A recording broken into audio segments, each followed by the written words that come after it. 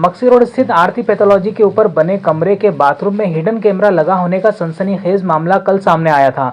युवती ने इस संबंध में माधवनगर थाने में शिकायत दर्ज भी कराई थी, जिसके बाद पैथोलॉजी लैब संचालक के बेटे पर प्रकरण भी दर्ज किया गया। उक्त युवती ने सीधे लैब संचालक के बेटे पर कई आरोप लगाए हैं। हालांकि पुलिस के अनुसार मामले की विवेचना की जा रही है। वहीं आज इस मामले में एक नया मोड़ भी देखने को मिला। पैथोलॉजी के मालिक ने आरोप लगाया कि युवती द्वारा रुपयों के लालच में ब्लैकमेलिंग की जा रही है। पैथोलॉजी मालिक राजेश गोलश का कहना है कि युवती 2-3 महीने पहले काम और रहने के लिए जगह मांगने आई थी। उसने स्वयं की आर्थिक स्थिति ठीक न होने की बात कही थी।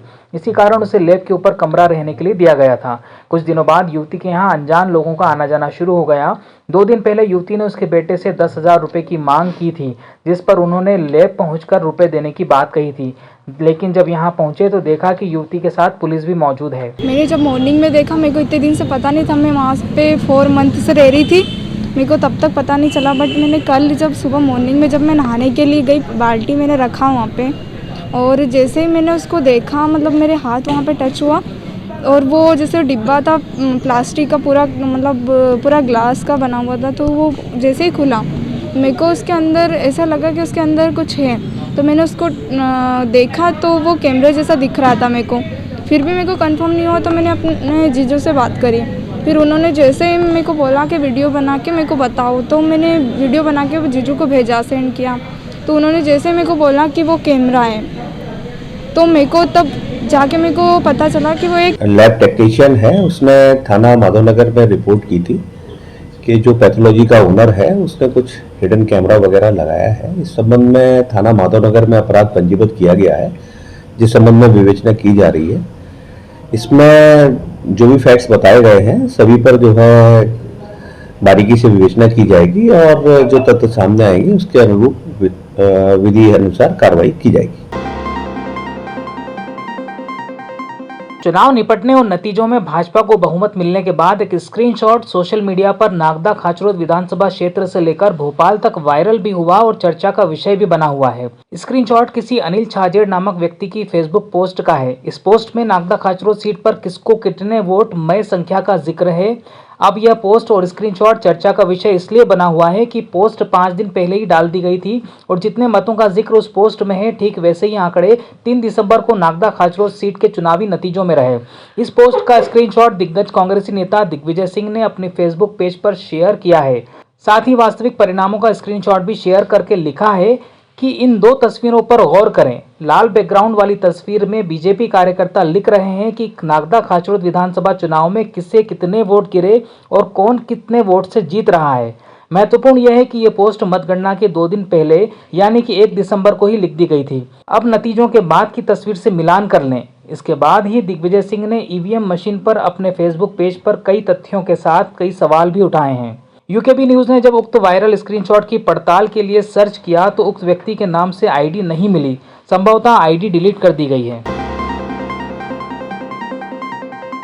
ऑनलाइन निविदा आमंत्रण के फलस्वरूप मेले में जो उल्लेखनीय आय प्राप्त हुई है, उसे मेले के विकास पर व्यय किया जाकर मेले के आकर्षण में वृद्धि की जाएगी। ये घोषणा महापौर मुकेश टटवाल ने कार्तिक मेला व्यवस्था की समीक्षा के लिए आयोजित बैठक की अध्यक्षता करते हुए कही।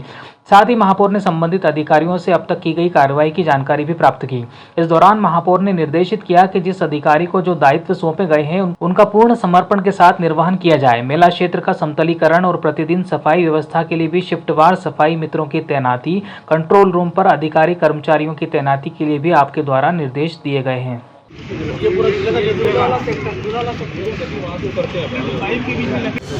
ये जो विषय है ना, आप सर्टिफिकेशन किससे लेते हो? ईएनएम से लेते हो कि आगे देते हो? तो कब मिलेगा वो सर्टिफिकेशन? हमारा जो कार्तिक मेला है, परंपरागत रूप से जिस प्रकार से मेला लगता है उसी प्रकार से मेला का भव्य शुभारम्भ होने जा रहा है। मेले में आने वाले हमारे जितने भी श्रद्धालु हैं, मेले का आनंद लेने वाले जितने भी लोग आने वाले हैं, उन सबको सारी सुरक्षा मिले, सुविधा मिले, इस बात को दृष्टिगत रखते हुए सारी व्यवस्थाओं को देखा है। और मेले में जो हमारे व्यापारी बंधु आते हैं उनको भी किसी प्रकार की तकलीफ नहीं हो, उनको सुरक्षा मिले, इसके लिए सीसीटीवी कैमरा लगाए हैं। हमने पुलिस व्यवस्था की, कंट्रोल रूम बना रहे हैं। आने वाले लोगों के लिए पीने के पानी की व्यवस्था, उनको शौचालय की व्यवस्था, ये सारी व्यवस्थाएं करने वाले हैं। और प्रतिदिन यहाँ पे सांस्कृतिक कार्यक्रमों का आयोजन होगा, जिसमें देश भर के विभिन्न कलाकार आकर के अपनी कला का प्रदर्शन करेंगे। जैसा हमारे अखिल भारतीय कवि सम्मेलन होगा, कवि सम्मेलन होगा, यहाँ पर बॉडी बिल्डर की प्रतियोगिता होती है, वो प्रतियोगिता भी इस वर्ष हम करने वाले हैं। ये सारे कार्यक्रम विधि विधान से यहाँ पर होंगे। झूले लगाता हूँ और मेरे हड़ताल में जगह थी, लेकिन मैंने टेंडर भी डाल दिया। कमिश्नर साहब ने, महापौर ने, सबने बोला अब खुले या नहीं खुले, पर मेरे को ज़मीन चाहिए, क्योंकि मैं ब्याज भत्ते से पैसे लगा के और मैंने अपने टेंडर डाला है। अब मेरे से ज़्यादा पैसे दे दिए नए लोगों ने, और मेरे सब जगह हथियाली वो नए लोग हैं। मैं पुराना व्यापारी हूँ, वो मैंने हाथ जोड़ के निवेदन किया है महापौर जी से, कमिश्नर साहब से, नई सरकार से, हमारे सभी जनों को मैं यही कहता हूँ कि हमारी जगह हमको दी जाए।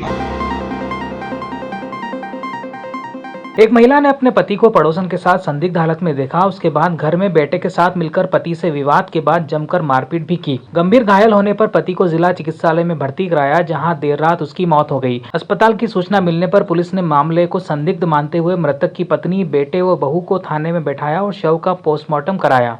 जानकारी के मुताबिक पवासा निवासी नंदकिशोर पिता मोहनलाल चौहान स्वयं का ट्रक चलाता था। उसकी बहन ममता ने बताया कि नंदकिशोर के 2 लड़के राहुल चौहान और रवि चौहान हैं। उससे पुलिस से सूचना मिली कि नंदकिशोर का पत्नी द्रौपदी बाई और बेटे राहुल से विवाद हुआ है। वह भाई के घर गई तो भाभी और भतीजे ने कहा कि नंदकिशोर घर में गिर गया है, इस कारण अस्पताल में भर्ती कराया है। ममता अस्पताल आई तो पता चला नंदकिशोर की मृत्यु हो चुकी है।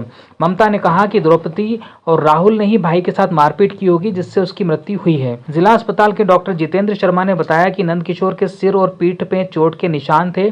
हालत गंभीर होने पर उपचार के बाद उसे वार्ड में भर्ती कराया गया था।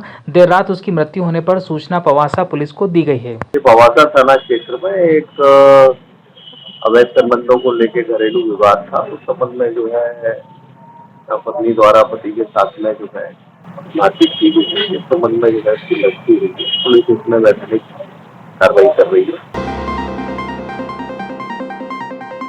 भैरव अष्टमी के पावन पर्व पर महाकालेश्वर मंदिर में कोटि तीर्थ के समीप रुद्र भैरव पर 56 भोग का आयोजन किया गया। यहां महेश पुजारी ने श्री रुद्र भैरव भगवान की महाआरती की। प्रशासन की ओर से भी सहायक प्रशासक श्री गहलोत उपस्थित रहे। साथ ही साथ यहां भजन संध्या का आयोजन भी किया गया। इस अवसर पर विनोद लाला, अजय सिंह कुशवाहा सहित पुजारी परिवार मौजूद रहा।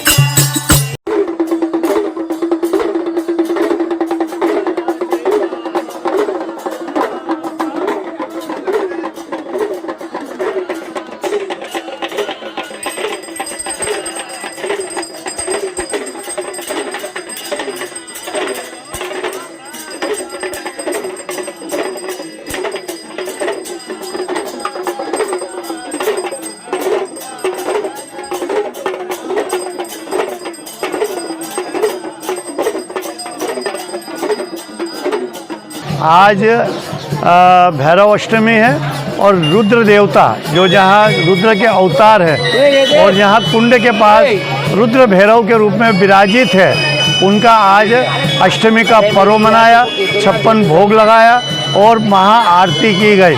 महाकालेश्वर मंदिर परिसर में रुद्र भैरव स्थित हैं। हर साल परंपरा अनुसार काल भैरव अष्टमी पे उनका अन्नकूट श्रृंगार किया जाता है और महाआरती की जाती है।